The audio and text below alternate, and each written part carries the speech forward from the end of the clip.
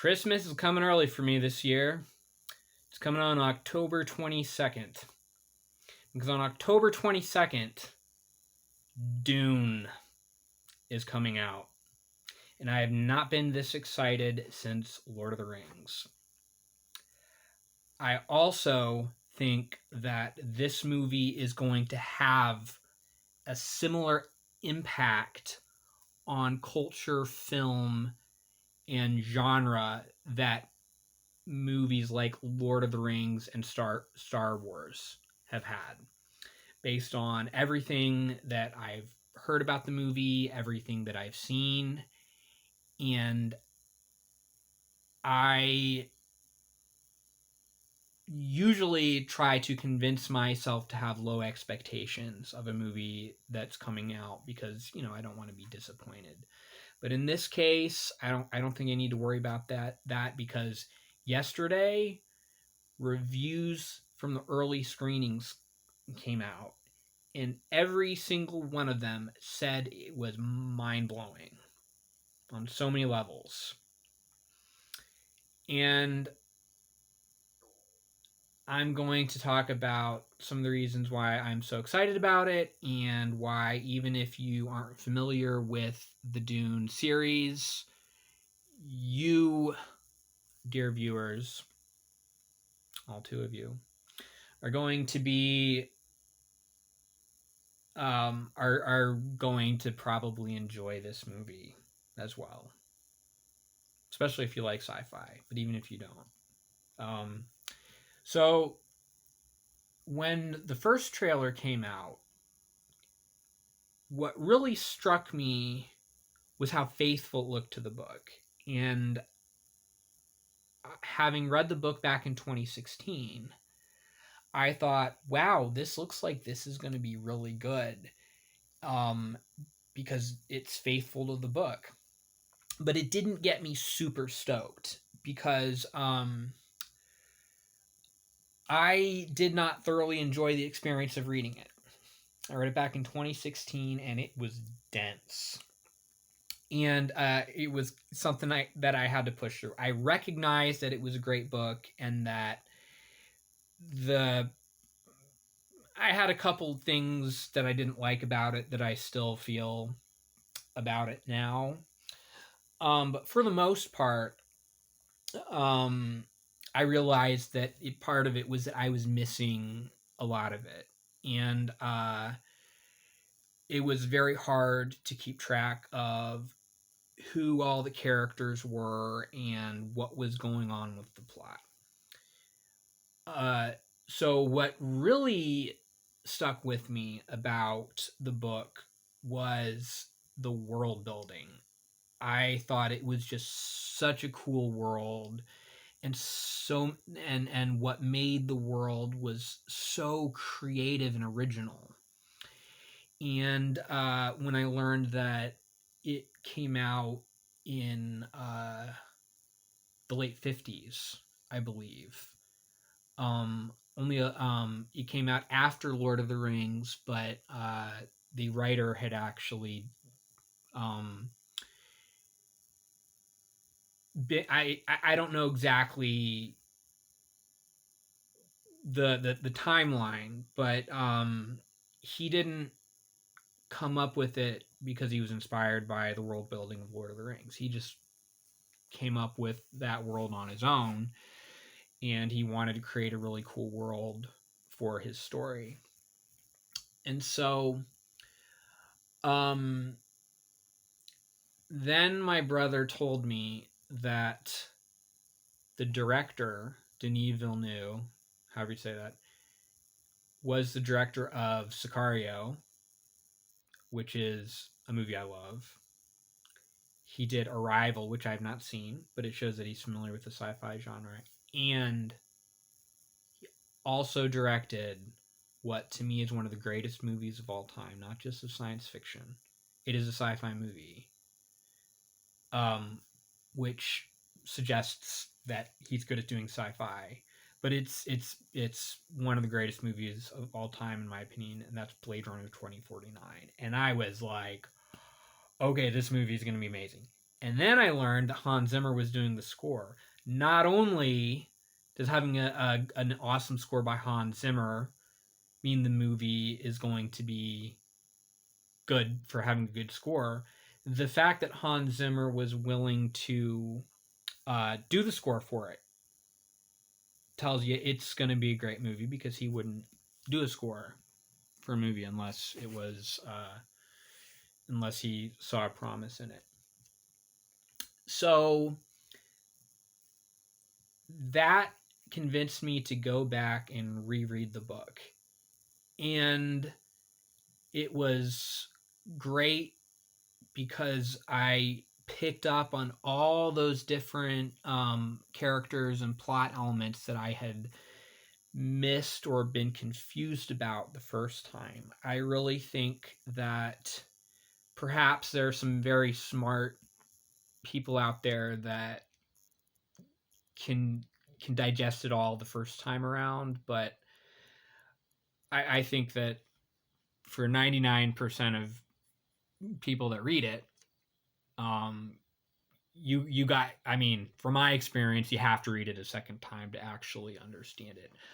Um, Another great key, if you're gonna read the book, which I suggest you do, but don't feel like you have to enjoy the movie, is go on YouTube and watch videos about the different characters and about the world. There are so many good channels. One of my favorites is Quinn's Ideas. He does a channel about sci-fi literature, and like most of it is about Dune. Like, he just is obsessed with Dune.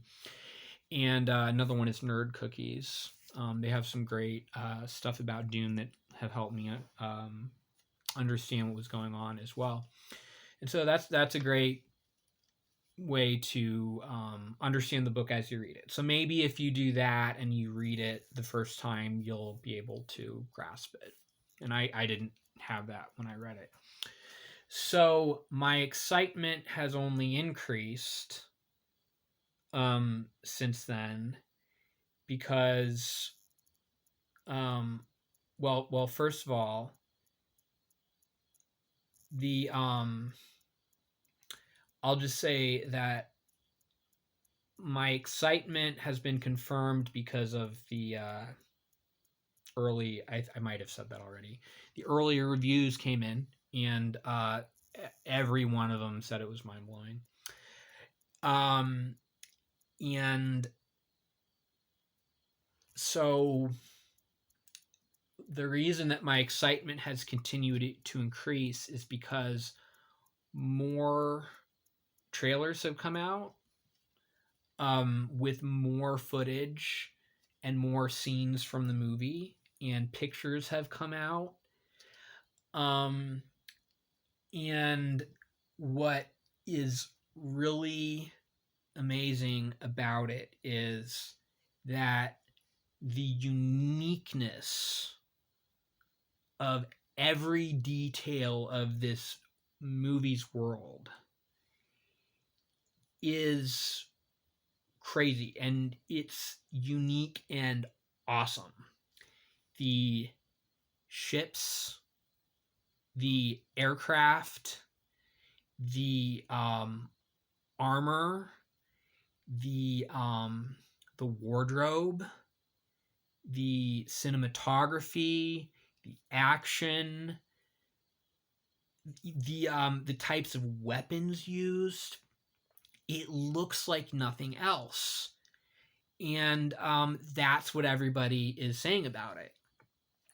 It doesn't look like Star Wars, and it doesn't look like Star Trek, and it doesn't look like any other. It's got some similarities, but all these different things look so cool. And so yeah. And what recently got me really excited was footage of some of the villains of the movie in some new trailers. So more footage of not just Baron Harkonnen, but Piter de Vries, the Twisted Mentat, and some of the other villainous characters. And all of the other aspects of it look like really cool and epic, but the appearance of these characters and what they're wearing make them look creepy as fuck. Like creepy in a way that is like awesome, because I totally was not expecting that. I was expecting them to have, a really great wardrobe and appearance like all the other characters, but they had these weird, bizarre black clothing and pale skin and all of that. And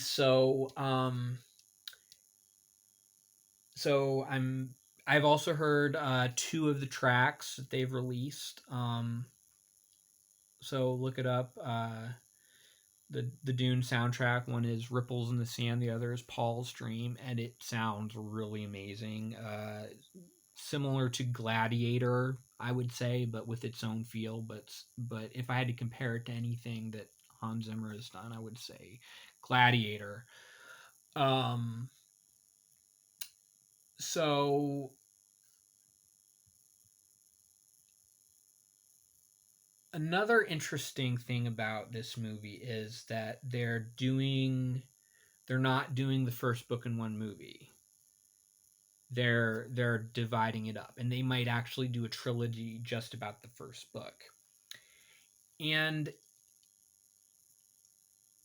what's interesting about Dune is that there's a lot of it's really interesting because when Peter Jackson made Lord of the Rings, Tolkien laid out all the details about everything that was going on. The way he wrote the book was he just covers everything that happens.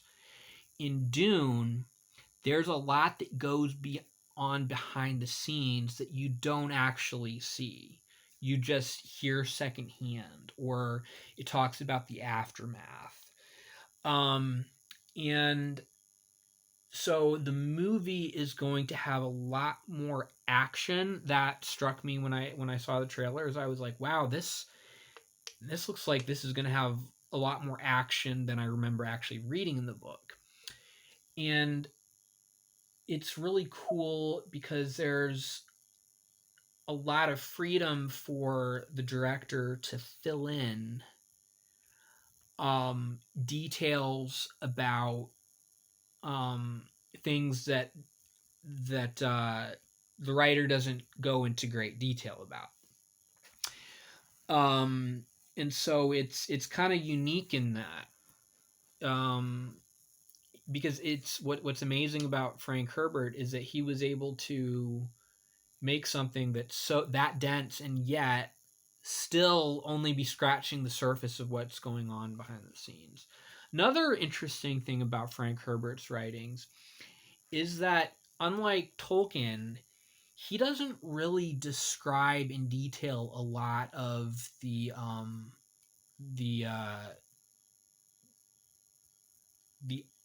what things look like. He doesn't describe.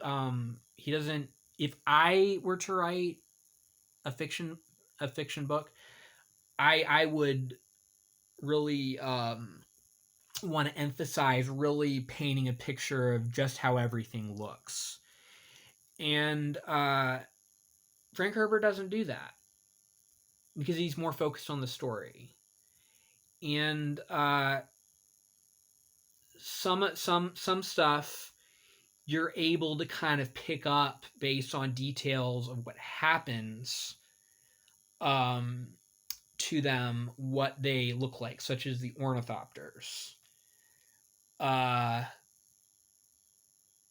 didn't really know quite how to envision them, but when I read it the second time and seeing the design that the director made, I was like, wow, that totally fits with what an ornithopter should look like. based on the flight mechanics of how they're described. Even though he doesn't say it had this type of wing and it was this size, etc. So there's that. Um, so yeah, doing a trilogy from the first book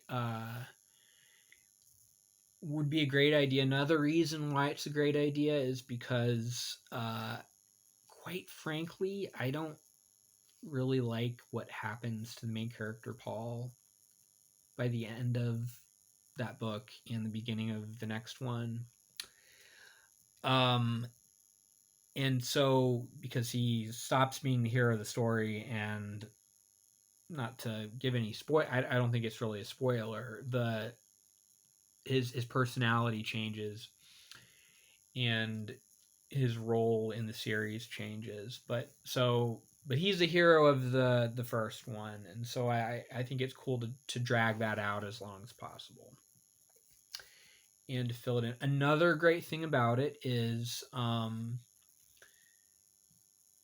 a lot of the scenes have dialogue that is straight from the book, like without any changes. Now, they're going to have to, of course, add a lot of dialogue, and sometimes what works in a book doesn't work in a movie, and that can happen with dialogue. Sometimes certain dialogue just doesn't sounds fine when you read it, but to actually hear it, you have to change it. Maybe it's a little bit overly formal in the book, something like that.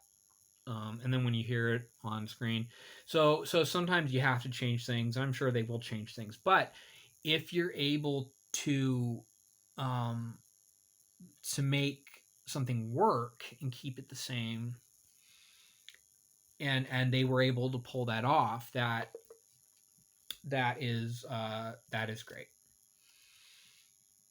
So the actors all look great. I love I forget the name of the actor, but he's playing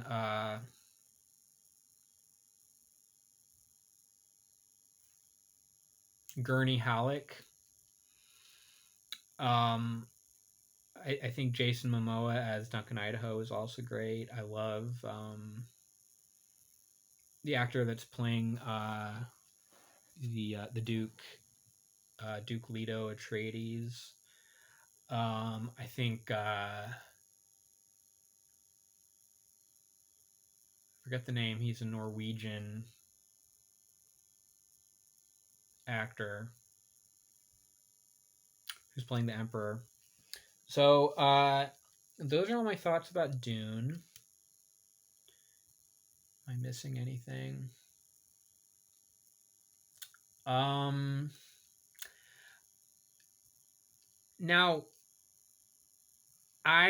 unlike a lot of the other channels that make videos about Dune, I haven't gone into details, a lot of specific details about uh, the world of Dune. I'd like to make another video that goes into that. This video has just been primarily a more broad explanation of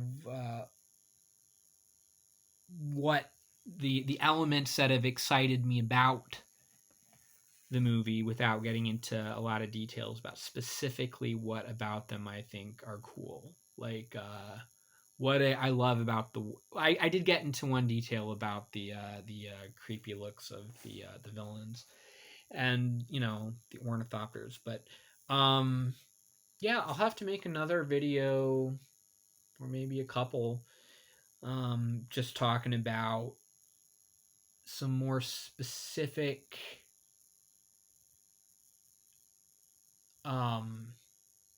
things I love about the world itself, more specific things about the story. I guess I got into some of, let's see, um, Frank Herbert's writing style, how it differed from Lord of the Rings,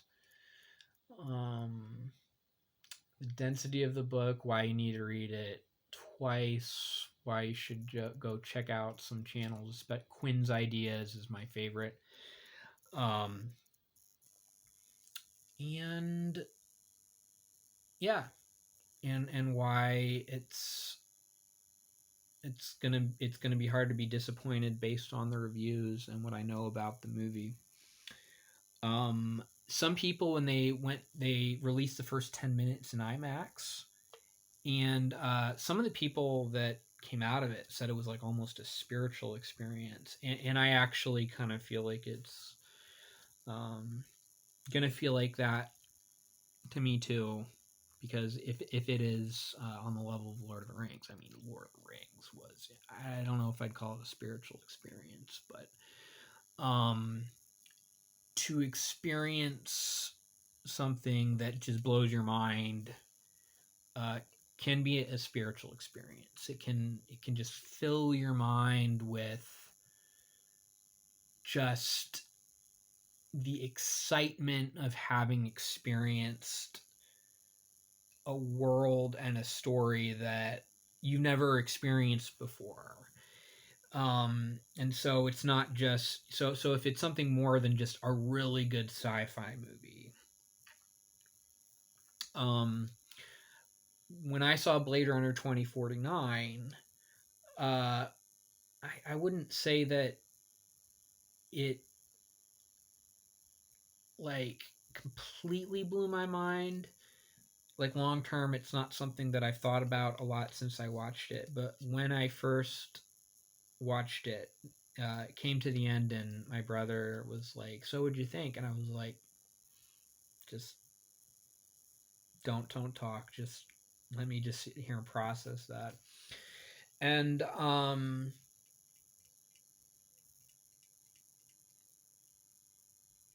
yeah, um, it is a little weird talking about why I know it's going to be cool before having seen it. What I'd really like to do, of course, is to talk about the movie itself after I've actually seen it. But I just am so excited about it that I just had to make a video talking about it. And because I only know one other person that is familiar with it, that I've been able to talk about it, and that's my one of my brothers. So we will just leave it at that. More videos on Dune to come, where I talk about the world. I made one video about the role of AI in Dune, and why that impacted the outlawing of thinking machines, computers. Um, Set the stage for what kind of world they lived in. So we'll get into some more detail in some other videos about some of the unique aspects of that world, and the type of characters, the type of stories, the concept, the type of spirituality that exists in it. Um, that is supposedly not true magic, but to me, it's hard to. They try to say that there's scientific explanations for it and that it's not actually magic, but it's the type of magic that I actually am okay with in a movie, because I don't like magic in movies. This is not like The Force. This is not like Harry Potter, and it's even unique from Lord of the Rings. It's primarily psychic powers, and I 100% believe in psychic powers and um, the what consciousness is capable of can be supernatural. I've experienced that, so to me, that concept is very believable to me, and it's not just a convenient plot device. Um, it carries a little bit more meaning that I can relate to. So that's another thing about the book and the movie, and I will leave it at that because there's more to talk about. We'll save that for another video.